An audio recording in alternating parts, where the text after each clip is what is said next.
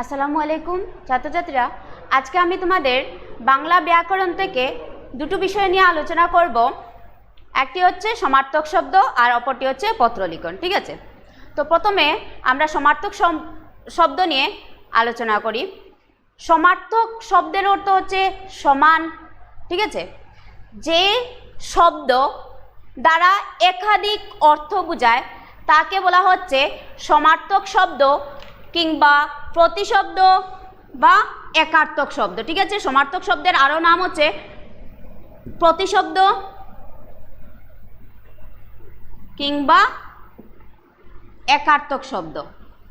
অর্থাৎ এই শব্দগুলোর দ্বারা কি বোঝায়? যে শব্দগুলোর দ্বারা একের অধিক অর্থ বোঝায়, অর্থাৎ যে শব্দগুলোর দ্বারা একের থেকে বেশি অর্থ বোঝায় সেই শব্দগুলোকে বলা হয় সমার্থক শব্দ, কিন্তু অর্থগুলো আবার সমান থাকবে।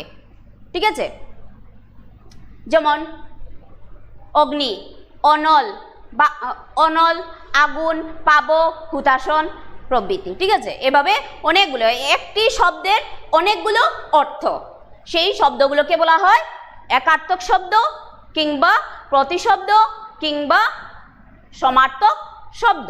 ঠিক আছে, তো সমার্থক শব্দ কি করে?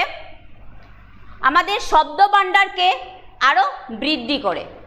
যেমন আমি বললাম অগ্নি, আগুন, অনল, পাবক, হুতাসন। ঠিক আছে, অনেকগুলো, একটা শব্দ দিয়ে অনেকগুলো আরও শব্দ বললাম, তার আরও সমান সমান অর্থ আছে। ঠিক আছে, তারপর কি বলেছে? বাক্য বিন্যাসের ক্ষেত্রে সেই সমার্থক শব্দ মাধুর্যতা দান করে। ঠিক আছে, তারপর যেমন গুরুচণ্ডালীর দোষ মুক্তিকরণে সমার্থক শব্দভাণ্ডার জানা থাকা একান্ত প্রয়োজন। গুরুচণ্ডালী দোষ মানে হচ্ছে সাধু এবং চলিত ভাষার মিশ্রণ। সেই মিশ্রণগুলো সরাতে গিয়ে বা মুক্তিকরণ করতে গিয়ে আমাদের সমার্থক শব্দগুলো সম্পর্কে জানা একান্ত প্রয়োজন।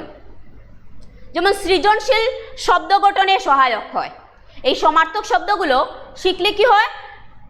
বাক্যকে সুন্দরভাবে গঠন করা যায়। তারপর গাম্ভীর্যপূর্ণ বক্তব্য প্রদানে সমার্থক শব্দ প্রয়োজন। যেমন কোনো একটি বিষয়, রচনা বা চিঠি বা পত্র যাই লেখো না কেন, সেই লেখাতে বা রচনাতে যদি একটা শব্দ বারবার ব্যবহৃত করলে কি হয়? সেই শব্দের যেন মাধুর্যতা বৃদ্ধি পায় না। তাই মাধুর্যতা বৃদ্ধি পাওয়ার জন্য, রচনাতে মাধুর্যতা বৃদ্ধি পাওয়ার জন্য সমার্থক শব্দ অনেকগুলো প্রয়োজন। ঠিক আছে, সমার্থক শব্দ শেখা অনেকগুলো প্রয়োজন। এছাড়া মনের ভাব প্রকাশের কাজকে আরো সহজ করে তোলে এই সমার্থক শব্দ। ঠিক আছে, যেমন আরো বলি উদাহরণস্বরূপ, যেমন শরীর, দেহ, কায়া, বপু, তনু। ঠিক আছে, যেমন ছাত্র, বিদ্যার্থী, শিক্ষার্থী, পড়ুয়া। যেমন আকাশ, গগন, শূন্য, বোম, অন্তরিক্ষ, নব। যেমন ইচ্ছা, বাসনা, কামনা, স্পৃহা, অভিরুচি প্রভৃতি। এগুলো অনেকগুলো সমার্থক শব্দ আছে যেগুলো তোমাদের শিখা একান্ত প্রয়োজন।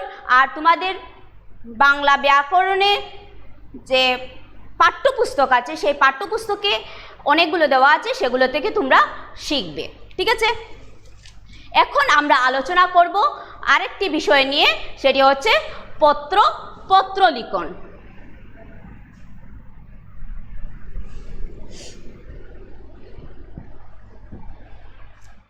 আমাদের ব্যবহারিক জীবনে পত্র একটি গুরুত্বপূর্ণ ভূমিকা পালন করে চলছে। পত্র হচ্ছে বৈষয়িক বা ব্যক্তিগত নানা প্রয়োজনে আমাদের পত্র লিখতে হয়। যেমন বন্ধুর কাছে কিংবা কোনো আত্মীয় স্বজনের কাছে কিংবা সংবাদপত্র আদান প্রদানের মাধ্যমে কিংবা অফিস আদালতের কাজকর্মে নানা প্রয়োজনে আমাদের কি করতে হয়? পত্র লিখতে হয়। কিন্তু সাম্প্রতিককালে মোবাইল ফোন, কম্পিউটার আবিষ্কারের ফলে আমাদের এই ব্যক্তিগত পত্রের ব্যবহারটা একটু হ্রাস পেয়েছে, কিন্তু প্রাতিষ্ঠানিক কাজকর্মে কিংবা অফিস আদালতের কাজকর্মে পত্র আজও বর্তমান। কাগজ আবিষ্কারের পূর্বে মানুষরা গাছের পাতার মধ্যে পত্র লিখত বলেই, গাছের পাতার মধ্যে লিখে তাদের মনের ভাব প্রকাশ করে অন্যকে প্রেরণ করত বলেই সেটাকে বলা হচ্ছে পত্র। ঠিক আছে, তো আজকে আমরা সেই পত্র বিষয়ে আরো জানব। কোনো ব্যক্তির কাছে মনের ভাব প্রকাশ করে কোনো বিষয় নিয়ে লেখাকেই বলা হচ্ছে পত্র। ঠিক আছে, পত্র লিখন। কোনো ব্যক্তির কাছে মনের ভাব প্রকাশ করে কোনো বিষয় নিয়ে লেখাকেই বলা হচ্ছে পত্র লিখন। সেই পত্রকে কিন্তু আবার দুটা ভাগে ভাগ করা হয়েছে। একটা হচ্ছে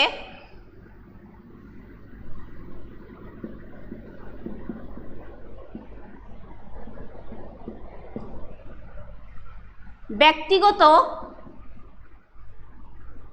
বা সামাজিক।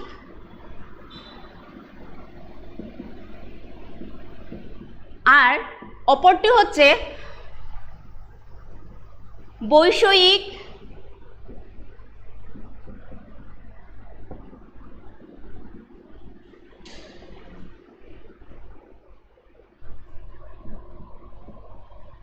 কিংবা সরকারি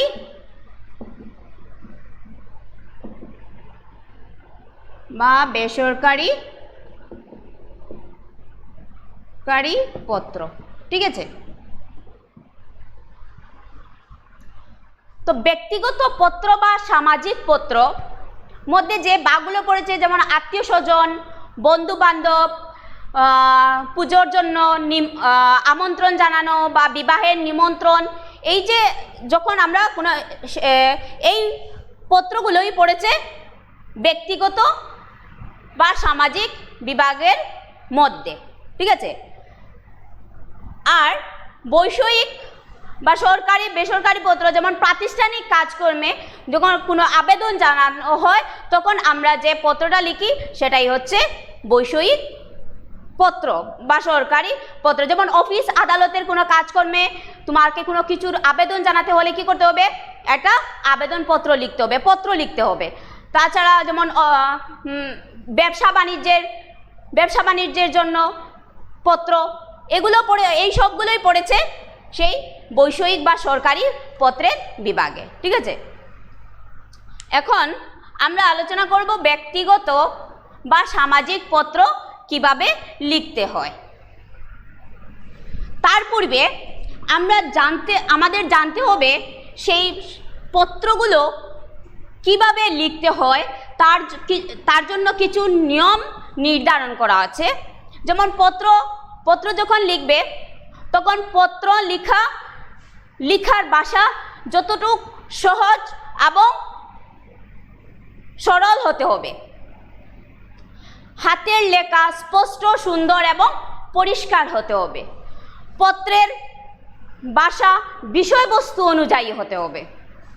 চতুর্থত, পত্রের বিভিন্ন অনুচ্ছেদে লিখতে হবে, বিভিন্ন অনুচ্ছেদ, দ্যাট মিনস প্যারা দিয়ে লিখতে হবে।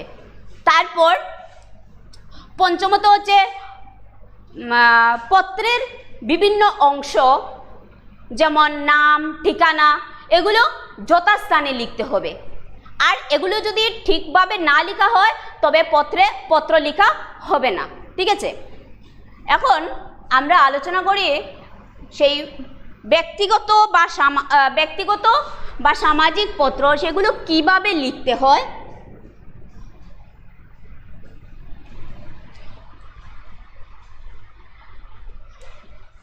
ব্যক্তিগত পত্রের প্রথমে আমরা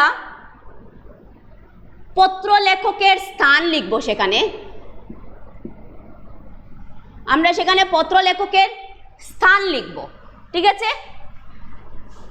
অর্থাৎ সেই পত্রের ডান দিকে আমরা পত্র লেখকের স্থান লিখব। তারপরে আমরা লিখব সেখানে পত্র প্রেরণের তারিখ, যেই দিনটিতে তুমি যাকে প্রাপককে অর্থাৎ যাকে পত্রটি প্রেরণ করবে সেই তারিখটা সেখানে বসাতে হবে। তারিখ, ঠিক আছে? তারপর তুমি সেখানে সম্বোধন করবে।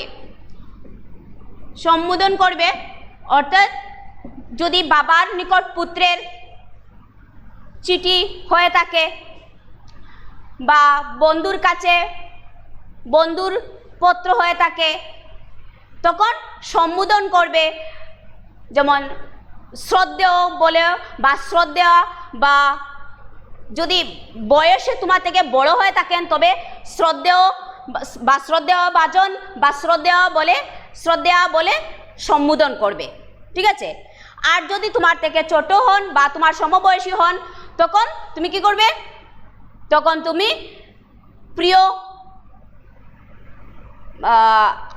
প্রিয় বন্ধু নাম বলবে বা প্রিয় বান্ধবী পরে নাম বলবে, এইভাবে সম্বোধন করবে। তারপরে তোমাকে সেখানে পত্রের চতুর্থত পত্রের সেখানে মূল বক্তব্য তোমাকে আলোচনা করতে হবে, অর্থাৎ পত্রের মূল বিষয় বা বক্তব্য নিয়ে সেখানে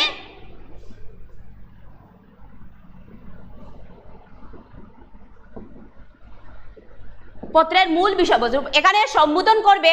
তারপর সেখানে কি করবে? তারপর থেকে পত্রের মূল বিষয়বস্তু এখানে আলোচনা করবে, ঠিক আছে? তারপর কি করবে? সেখানে অতি শিষ্টতার সহিত তুমি তোমার ইতি বলে কি করবে? যদি তোমার সমবয়সী হয়ে থাকে তখন তুমি বলবে তোমার প্রিয় বান্ধবী বলে বা বন্ধু বলে সেখানে তোমার নাম উল্লেখ করবে, ঠিক আছে? অর্থাৎ এখানে তোমার নাম দিতে হবে, ঠিক আছে? সেখানে তুমি তোমার নাম উল্লেখ করবে। তারপর আবার বাম দিকে এসে সেখানে বা খামের উপরে তোমার কি করতে হবে? সেখানে প্রাপকের অর্থাৎ যাকে তুমি চিঠিটি পাঠাবে প্রাপক তার ঠিকানাটা তোমাকে খামের উপরে অর্থাৎ বাম দিকে লিখতে হবে, ঠিক আছে? ডাক টিকিট। আর আমরা খাতায় যখন লিখি তো আমরা আমাদের তো আর খাতায় লিখতে হবে, তাই আমরা সেখানে কি করে দিই? খাতার বাম পাশে সেটা লিখে দিই। যখন আমরা কাউকে প্রেরণ করব তখন খামের উপরে আমরা সেই তার ঠিকানাটা আমরা তার খামের উপরে লিখব, ঠিক আছে? যেমন নাম লিখব,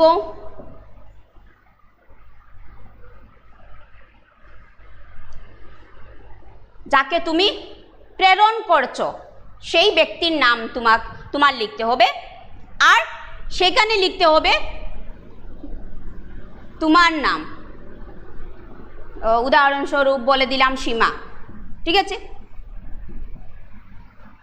অর্থাৎ তোমার নাম সেটা। আর এখানে লিখবে যাকে তুমি প্রেরণ করছো, যাকে তুমি চিঠিটি পাঠাচ্ছ সেই ব্যক্তির নাম সেখানে লিখবে। যেমন বলি রুমানা, ঠিক আছে? অর্থাৎ তুমি সীমা রুমানাকে চিঠি লিখছে, ঠিক আছে? সেই রুমানার নাম সেখানে বসবে। তারপর তার বাবার নাম লিখবে,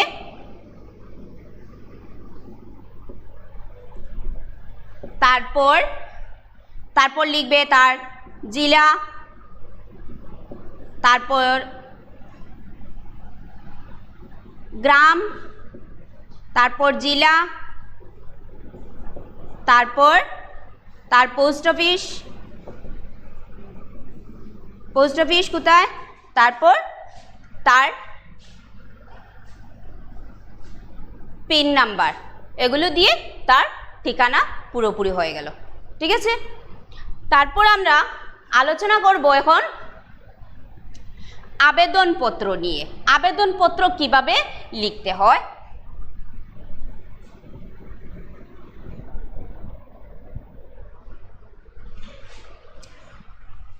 আবেদনপত্র হচ্ছে নানা কারণে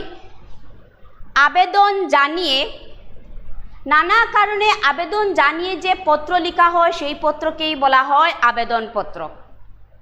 ঠিক আছে, যেমন আমরা বিদ্যালয় থেকে অগ্রিম ছুটির জন্য প্রধান শিক্ষকের কাছে আবেদনপত্র লিখি না, তো তারপর যেমন তোমার গ্রামে একটি পাঠাগার বা গ্রন্থাগার স্থাপন করবে, তার জন্য জেলা উপায়ুক্তের কাছে একটি আবেদনপত্র লিখলে এই যে আবেদন নানা বিষয় জানিয়ে, নানা কারণ জানিয়ে যে পত্র, সেই পত্রকেই বলা হচ্ছে আবেদনপত্র। ঠিক আছে, এখন আমি দেখিয়ে দেব আবেদনপত্র কিভাবে লিখতে হয়। আমরা যখন আবেদনপত্র শুরু করি তখন দরখাস্তের শুরুতেই আমরা কি করি, বা আবেদনপত্রের শুরুতেই আমরা পদমর্যাদা দেই এবং প্রতিষ্ঠানের ঠিকানা লিখি। যেমন বিদ্যালয়ে প্রধান শিক্ষকের কাছে আমি অগ্রিম ছুটির জন্য একটি দরখাস্ত বা আবেদনপত্র লিখছি, তখন আমি প্রথমেই আমরা কি করব, সেখানে বিদ্যালয়ের প্রথমে প্রধান শিক্ষককে আমি শ্রদ্ধা জানিয়ে তাকে দিয়ে শুরু করব।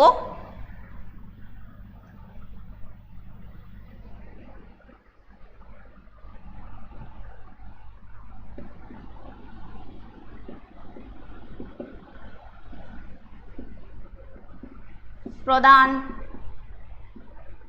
শিক্ষক মহাশয়। ঠিক আছে, তারপর সেখানে আমি লিখব বিদ্যালয়ের নাম, যেহেতু আমি বলছি প্রধান শিক্ষকের কাছে আমি অগ্রিম ছুটির জন্য আবেদন চাইছি। ঠিক আছে, তো তাই আমি সেখানে প্রতিষ্ঠানের নাম লিখব। তারপর আমি সেখানে বিষয় লিখব, মাননীয় ঠিক নিচে বিষয় লিখব, সেই বিষয়টা যেন খুব সংক্ষেপে হতে হবে, খুব সংক্ষেপে বিষয়টি উল্লেখ করতে হবে। চতুর্থত কি হবে, চতুর্থত লিখতে হবে সেখানে আবার সেই মহোদয়ের কাছে প্রার্থনা করবে, তাই মহোদয়কে আবার সেখানে লিখলে মহোদয়। তারপর সেখানে বিনম্রতার সহিত তুমি কি করবে, প্রার্থনা করবে এবং যুক্তি দেখাবে। তুমি যে বিষয় নিয়ে আলোচনা করে, এখানে তো সংক্ষিপ্তভাবে বিষয় লিখেছো, আর সেই বিষয়টা সেখানে বিস্তারিতভাবে লিখবে এবং বিষয়টা যেন সমর্থনের যোগ্য হয়, সমর্থন অনুযায়ী সেই যুক্তিটা তোমাকে প্রদর্শন করতে হবে সেই চিঠিতে। ঠিক আছে, তারপর আমি অতএব দিয়ে আবার সেখানে আবার কি করব, দরখাস্ত মঞ্জুরের জন্য শিক্ষকের কাছে বিনম্র আবেদন জানাবো। ঠিক আছে, তারপর পত্রের শেষে আমি সেখানে ইতি বলে আপনার অনুগত বা আপনার বিশ্বস্ত ছাত্র ছাত্রী এগুলো বলবো। তারপর সেখানে এগুলো লেখার পর সেই ঠিক নিচে তোমার নিজের নাম উল্লেখ করবে, তারপর তোমার শ্রেণী উল্লেখ করবে। সেখানে ইতি লেখার পর বাম পাশে, অর্থাৎ ইতিটা লেখা যেখানে চিঠিটা আবেদনপত্রটা শেষ হয়েছে, সেই আবেদনপত্রের শেষ হওয়ার নিচে অর্থাৎ বাম পাশে তোমাকে লিখতে হবে ইতি, আপনার একান্ত অনুগত ছাত্র বা আপনার একান্ত বাধ্য ছাত্র ছাত্রী এগুলো বলে উল্লেখ করবে। তারপর তোমার নিজের নাম লিখবে, তারপর তোমার শ্রেণী এবং রোল নাম্বার ইত্যাদি লিখবে, ঠিক আছে।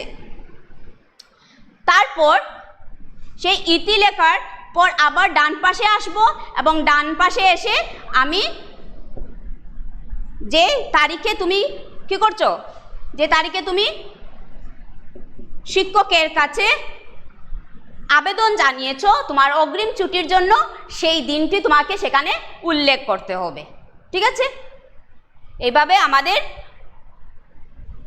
দরখাস্ত বা আবেদনপত্র লিখতে হয়। আশা করছি ছাত্রছাত্রীরা আমার আলোচনা তোমাদের বুঝতে অসুবিধে হয়নি। তারপরেও যদি কোথাও তোমাদের বুঝতে অসুবিধে হয়েছে অবশ্যই তোমরা আমাকে জানাবে, আমি তোমাদের প্রশ্নের উত্তর দেব। আজকের জন্য আমাদের আলোচনা এতটুকু। ধন্যবাদ সবাইকে।